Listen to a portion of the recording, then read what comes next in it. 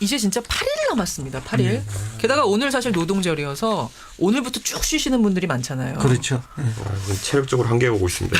왜? 이게 유세 지원을 하다 보니까. 유세 지원하다 보니까. 목이 좀 고장 나는 건 그러게 좀 잠기셨네요. 둘째치고 뭐 체력적으로 이제 유승민 후보가 그러니까 어제 대구의 야구장에서 대구의 야구장도 가고 있었던 대구의 그 김광석 거리 그쪽도 가고 그리고 그 대구의 동성로에서 또 유세 이렇게 하고 했는데 예.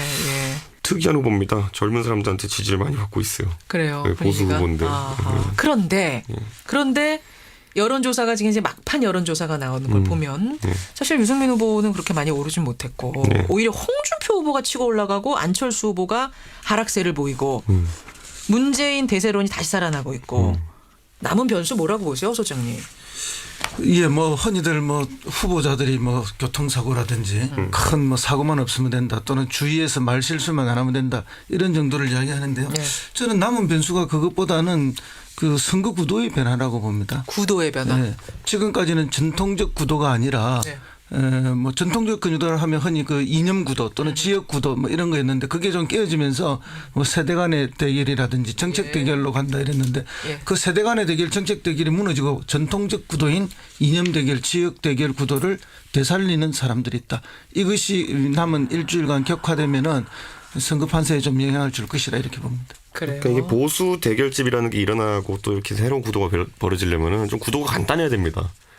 무슨 말이냐면 예전에 이제 탄핵 이후에 탄핵 역풍 맞아가지고 한나라당이 다시 이제 조금 살아나려고 할 때 그때는 어쨌든 양당 체제였기 때문에 나중에 막판 보수가 결집할 때 별로 고민이 없었는데 지금은 제가 어제 대구에 가서 느낀 것도 그렇지만은 막판에 이제 뭐 부동층으로 있는 보수층이 소위 샤이 보수층이라고 하는 층이 뭉치려고 해도 답안지가 너무 복잡해요 지금. 네, 이게 뭐 진짜 문재인 당선 저지를 위해서 뭐 2등 후보한테 몰아줘야 되는 것이냐 아니면 오랫동안 보수의 적자 정당이었던 곳이라고 생각하는 곳을 찾느냐 뭐 이런 뭐 여러 가지 변수가 있거든요. 그렇기 때문에 보수 대결집도 아주 결집된 형태가 나타나기 쉽지 않을 거예요. 홍준표 후보는 계속해서 나 양강구도 만들 수 있다라고 자신 있게 얘기하고 있고 안철수 후보만 누르면은 그 역전만 되면은 난 양강구도 만들 수 있을 거라고 얘기하고 있는데 지금 홍준표 후보가 워낙 지금 후보 확정된 다음에 한 7% 8% 여기부터 시작해가지고 급상승하는 것처럼 보이지만은 아직까지 실제로 탄핵 반대하는 사람의 비율 20%에도 도달을 못했어요. 그러니까 이 탄핵 지금 이제 그 자유한국당이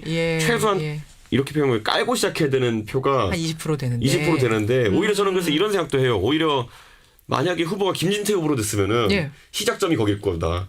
이주에서 시작했을 거다. 확장성은 좀 덜하겠지만은. 그러니까 이 복잡한 구도를 단순화하려는 시도가 홍 후보가 하고 있는 거죠. 그렇죠. 그래야 표 결집이 마지막 있으니까. 변수로. 그런데 이제 시간은 조금 늦었어요. 왜냐하면 자기가 빨리 그 도지사 사퇴하고 빨리 뛰어들었더라면은 빨리 이게 결집이 될 텐데 거기서 한 일주일 까먹었고 그 다음에 그 대지 흥분제 때문에 또 한 일주일 발목이 잡히고 그러다 보니까 결집이 늦어지면서 이제 좀 뒤늦게 결집이 되는 그런 상황이고 이준석 위원장 말이 다 옳지만 또 동시에 뭐 나라를 팔아먹어도 박근혜가 잘했다고 박수 30%. 이 30% 결집은 결국은 된다 이렇게 보는데 그 결집을 하는데 시간 차 있을 뿐이다. 근데 그 결집해내는데 주문이 필요하죠. 그 주문이 뭔가 하면은 역시 안보 프레임이다. 이런 거죠. 과연 8일 안에 것이 먹힐 것이냐. 호 소장님 그 부분 말씀하시는 거고. 안철수 후보 측은 어떤 얘기를 하냐면 샤이 안철수가 분명히 있다. 빅데이터 분석을 하면 제일 많이 언급되는 사람이 안철수다. 이것만 봐도 아직 드러나지 않은 안철수 표. 그래서 우리는 가능성이 있다. 이 얘기를 계속하고 있는데 그건 어떻게 보세요? 샤이 안철수가 발동을 하려면요. 그 샤이한 사람들이 더 이상 부끄럽지 않게 만들어야 됩니다. 그래야 투표장으로 나와가지고 이제 투표를 하는 거잖아요. 근데 샤이 안철수가 진짜 샤이 안철수 상태로 있으면 투표로 연결이 안 되겠죠. 끝까지 샤이하면 안 되는 건데. 그러니까 제 생각에는 고지점에서 안철수 후보가 그 한 3주 전에 굉장히 고지율을 기록하면서 이제 분위기 탔을 때 저는 그때 전국 주도권은 안철수 후보에게 있었다 봅니다.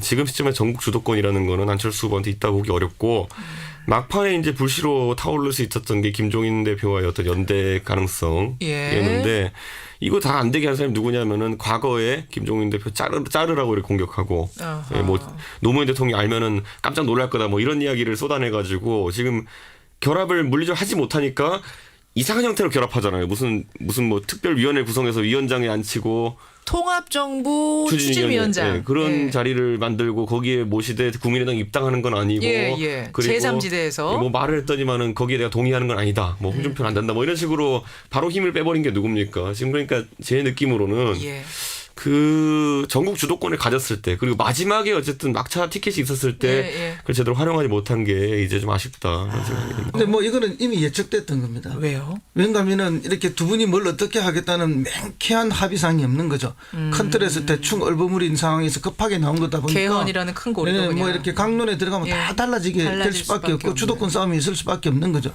지금도 이런데 만약에 이분들이 집권해서 이렇게 간다면은 처음부터 삐걱대서 저는 잘 안 될 거라고 봅니다. 그럼 김종인 대표의 합류는 큰 변수는 안 될 거라고 두 분 다 보시는 거예요? 그렇죠. 왜냐하면 이게 진정성이 확 떨어지는 거죠. 이준석 위원장이 이야기했듯이 주도권을 쥐었을 때 잘 나갈 때 뭐 그리고 골든 크로스가 일어날 거라고 생각해 그런 순간에 만약에 안철수 후보가 제안을 해서 이렇게 모아냈다면은 진정성이 인정받고 더 힘이 높아지면서 굳히기에 들어갔을 텐데 이게 완전히 하락 국면에서 하면은 어쩔 수 없이 하는 뭐 타겟책 고육지책이라 하기도 하고 이런 걸 또 뭐 극약 처방이라 하지 않습니까? 그렇죠. 극약 처방은 어떤 데 합니까? 진짜 마지막에 하는 거죠. 마지막 순간에 하는 거잖아요. 그러니까 그때 약은 잘 안 들어요. 그때 이제 주도권을 잡았을 때 만약에 그때 이제 김종인 대표를 영입하고 단일화에 대한 가능성을 뭐 계속 군불 떼는 거죠. 군불 뗐으면은 선거 일주일 앞두고까지도 계속 그 얘기가 군불로 작용하고 다른 프레임이 전혀 안 먹힙니다. 그런데 그때 그 당시에 안철수 후보가 어떤 그 주목받고 있었을 때 뭐라고 했냐면은 나머지 둘이 그냥 사퇴하면 된다 뭐 이런 식으로 나왔어요. 그런데 정치하는 사람들이 바보도 아니고 그렇게 뭐라고 해야 될까요? 안하무인격으로 나오는 상황에서 단일화에 응할 리도 없고 실제로 그 계산 속에서 예를 들어서 3자 단일화 조사라든지 단일화 조사를 돌려보면은 그 당시엔 안철수 후보가 꽤 유리하게 나왔습니다. 맞아요. 지금 시점에서는 뭐 그렇게 유리하게 나올 것도 아닌 거고 본인도 상황 꼬이는 거죠 이제. 자, 우리가 지금 상한가 들어가기도 전에 이야기들을 많이 풀어놨습니다. 이런 지금의 상황을 바탕으로 대선 구도를 바탕으로 상한가 하한가 들어가 보겠습니다. 우선 이번 주 상한가 허성무 소장님은 누구 골라오셨어요? 저는 여론조사 기관을 골랐습니다. 여론조사 기관 자체를 잠깐 계시고요. 이준석 위원장은 누구 상한가? 저는 김부겸 의원을 좀 골랐습니다. 김부겸 의원, 대구의 김부겸 의원. 허 소장님, 여론조사 기관이 왜 상한가예요? 지금 이번 대선 그렇고 또 지난번 총선에서도 보면은 사실은 여론조사 기관이 뭐 완벽하진 않아요. 그리고 또 일부에서는 뭐 조금 여론을 조작하기 위한 조사도 있지 않느냐 이런 지적도 있고. 시비도 있었고. 그래서 뭐 특정 후보 측으로부터 고소 고발을 당하는 경우도 있고. 그렇지만 전체적으로 요즘 선거판은 여론조사 기관이 주도하는 판이 아닌가. 여론조사를 내놓음으로써 선거판의 흐름을 오히려 주도해내고 또 후보들은 그 여론조사를 보고 자기 전략을 수정하기도 하고. 그런데 이제 오늘이 5월 1일이고 내일 5월 2일이지 않습니까? 그렇습니다. 그럼 내일까지의 조사한 것을 공포하는 것으로 여론조사 끝이 납니다. 그러니까 조사는 계속 되는 거죠. 계속 되는 거지만 발표할 수 있는 건 2일 조사까지만. 그렇죠. 그 이후에 조사는 할 수 있지만 발표가 안 돼요. 또 2일까지 조사한 거는 발표는 뭐 그다음 할 수도 있고 계속 그 인용되는 거죠. 그렇기 때문에 이번 주에 여론조사가 남은 일주일간 국민들의 모든 관심, 언론의 모든 인용이 되기 때문에 여론조사 기관들이 매우 주목받는 한 주가 될 것이다 이렇게 봅니다. 캠프들이 여론조사에 뭐 민감하지만 이번엔 정말 민감했죠.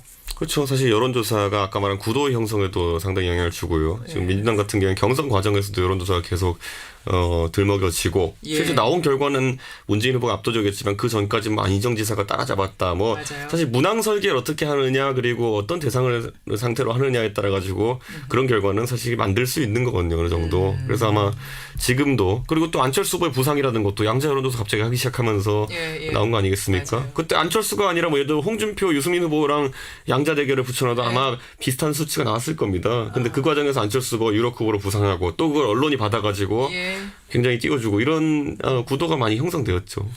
예, 그래서 앞으로 여론조사에 대한 좀 더 엄격한 그런 뭐 규제라 할까요? 내지는 이 기준을 좀 정할 필요가 있다. 그럴 때 여론조사 기관도 신뢰도가 높아지고 국민도 그 결과를 따라서 후보를 쳐다보는 눈빛이 또 달라지기 때문에 그런 것이 좀 필요한 시기에 왔다 이렇게 봅니다. 예, 상한가 여론조사 기관. 이준석 위원장은 상한가를 김부겸 의원을 꼽아오셨어요?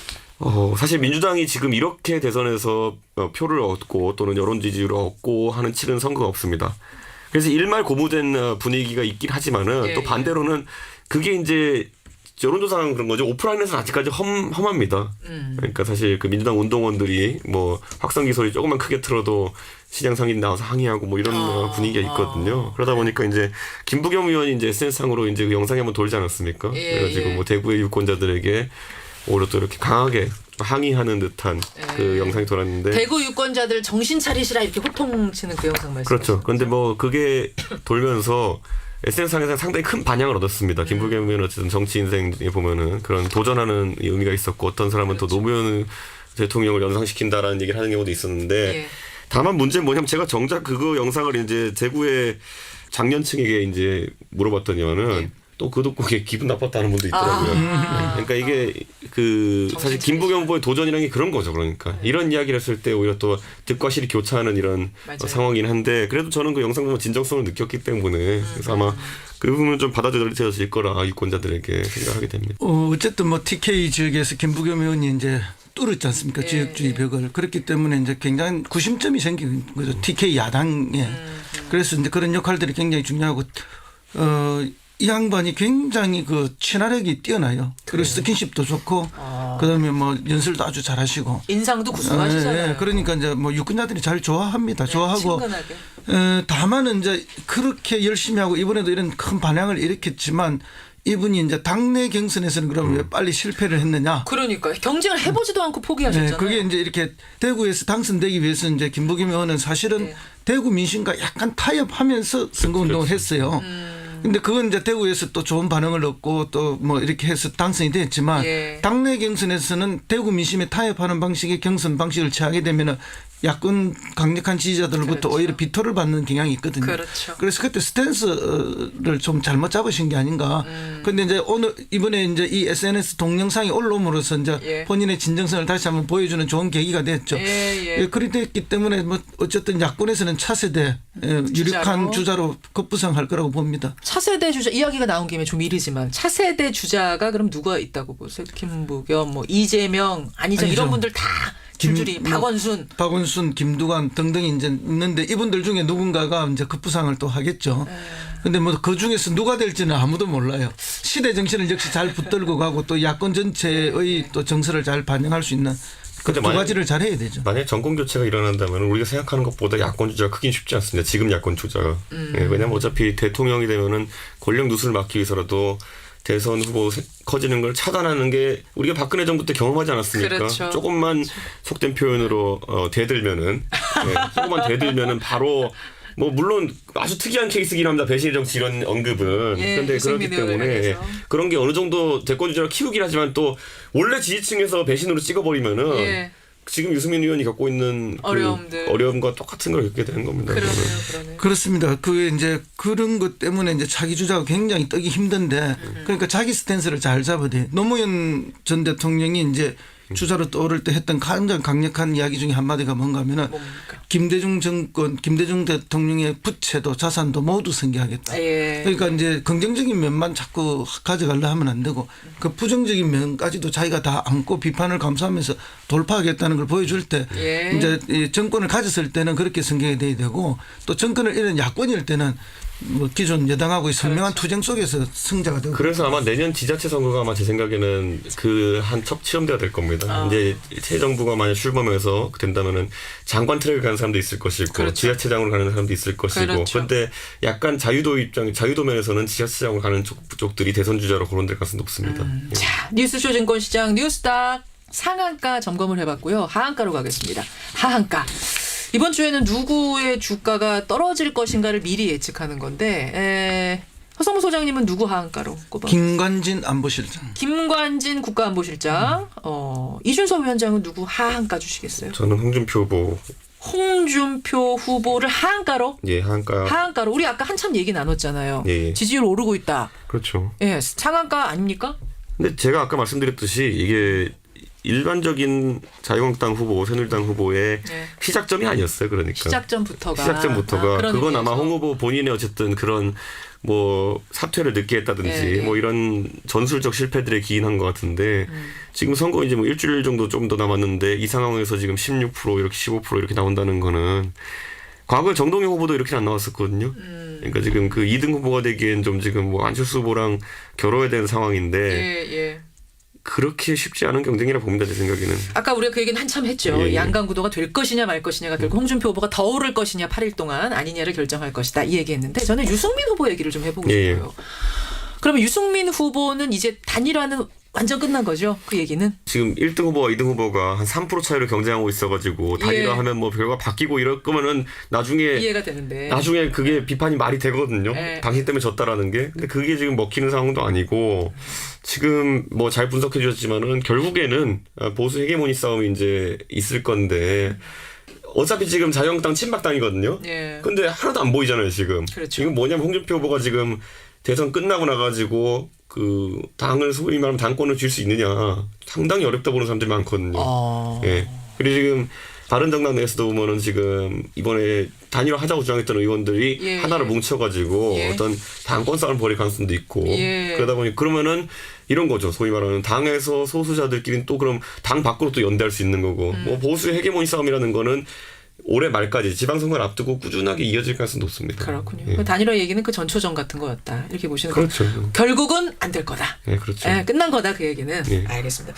허성무 소장은 하한가로 김관진 국가안보실장. 대충 짐작은 갑니다. 왜 뽑으셨는지. 예. 이번에 뭐 사드 때문에 국민들 뭐 잘 보셨을 텐데요. 어쨌든 뭐 형식은 국방부에서 다 하죠. 발표도 국방부가 하고 다 하지만 실질적으로 이 사드 조기 배치 문제를 뭐 협상하고 미국과 또 결정 지은 건 김관진 안보실장이라는 이야기가 많이 나오고 있습니다. 그런데 이런 분들의 대표적인 게 뭐 좀 일종의 맹신 같은 게 있죠. 맹신이요? 네. 뭐 사드만 배치하면은 뭐 북의 핵 공격, 미사일 공격으로부터 우리가 완벽하게 안전하다. 뭐 이런 맹신. 그래서 무조건 미국이 하자면은 옳다 하자. 이런 주의니까 이것이 이제 사실은 우리의 국익을 지키는 데 과연 도움이 되느냐. 그래서 뭐 이번에 자기들이 끊임없이 김관진 안보실장이든 국방부든 다 이야기를 했지만 비용은 무조건 미국이 된다. 우리는 뭐 부지만 제공한다. 이런 이야기했지만 완전히 뒤집혔고 그다음에 이제 자기하고 카운터 파트너라고 하는 미국의 국가안보보좌관 또 지금 이야기가 어제 저녁부터 달라지는 거 아닙니까? 김관진 안보실장이 했던 이런 미국과의 협상 과정은 국내의 반대 여론이라든지 의회의 동의 문제라든지 이런 걸 완전히 다 무시한 일방주의를 함으로써 오히려 국익을 해친 그런 방식으로 가지 않았느냐. 그게 일부 대선 주자들도 편승해서 갔지 않았느냐. 제일 중요한 것은 정치인은 국익과 국민의 안전을 위해서 존재하는 것인데 그것을 등한시하고 어떤 일방주의에 끌려다니는 것은 이런 말은 국익이고 말은 안보라고 이야기하지만 실제로 그것을 해칠 가능성이 있다는 걸 한번 상기해 볼 필요가 있습니다. 어쨌든 뭐 미국 국방부랑 백악관 쪽에서는 어쨌든 트럼프가 1조 내라고 한 건 아니다라고 이제 부인을 했고 트럼프의 발언을 잘 곱씹어 보면은 이게 한 1조 원짜리 되는 무기인데 우리가 공짜로 갖다 주는 거 아니냐면 약간 생색내는 발언이거든요. 실질적으로는. 그렇기 때문에 이건 앞으로 어떻게 협상을 하냐에 따라 가지고 이제 다른 결과가 나오고요. 그걸 협상을 이끌어내기엔 트럼프의 오히려 좀 충격 발언이 아니었나 이런 생각을 하게 되고 제 생각에는 지금 뭐 김관진 실장은 군인 출신 아닙니까? 그렇죠. 군인은 군인다운 거고 지금 우리나라의 뭐 외교관들은 외교관다워야 되는 것이고 이걸 조정하는 게 대통령의 역할입니다. 그래서 안보에 대해서 이제 일주일 뒤면 대통령 생기지 않습니까? 그 대통령이 우선적으로 이걸 이제 처리를 해야 되는데 저는 기억에 나는 일화가 뭐가 있냐면은 9.11 테러 이후에 부시가 이제 임기를 마치고 그때 오바마한테 권력 이양할 때 부시가 파격적인 판단을 내립니다. 그게 뭐냐면은 자기 임기 말에 소위 말하는 레임덕 기간에 차기 정부의 안보 보좌관들과 안보 관련 인원들을 전부 다 회의에 들어올 수 있게 합니다. 그러니까 정권을 취득하기 전에 갖고 있던 정보랑 이제 정권을 획득했을 때의 정보는 다르거든요. 그런 걸 놓고 판단해야 되는데 지금 대선 주자들이 일주일 남짓한 시간 앞두고 무리하게 지금 어떤 판단할 필요는 없다 이런 생각이 듭니다. 그러네요. 진짜 대통령이 비어있는데 지금 이거 벌써 사드는 들어와 있고 알바끼를 하고 있고 이거 어떻게 해야 됩니까? 말은 바뀌고 있고 하여튼 심란한 상황에서 대통령이 다음 주에 뽑힙니다. 말씀하신 대로 다음 주면 새 대통령이 들어와요. 어깨가 굉장히 무겁고 당장 해결해야 될 무거운 과제가 있네요. 그렇습니다. 대통령은. 오늘 뉴스닥 뉴스쇼 증권시장 상한가 보도에는 여론조사 기관과 김부겸 의원, 하한가 보도에는 김관진 국가안보실장, 홍준표 후보를 올리면서 두 분과 인사를 드리고 다음 주 월요일이면 대선 며칠 전이에요? 하루 전. 와, 하루 전. 하루 전에 두 분과 다시 만나겠습니다. 수고하셨습니다. 네, 감사합니다. 네, 감사합니다. 세미래정책연구소 허성무 소장, 바른정당 이준석 노원병 당협위원장 함께했습니다.